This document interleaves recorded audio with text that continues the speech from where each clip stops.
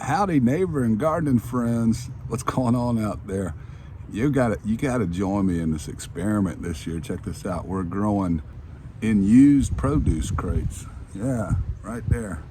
That's 4 of them. I got 2 more to set up. But I thought I'd show you what I was doing. Do it yourself. We'll see if this works.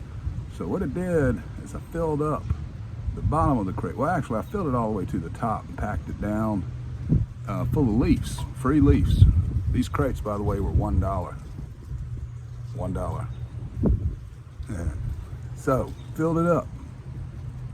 But these leaves, packed them down, and I threw in about 4 inches of container mix.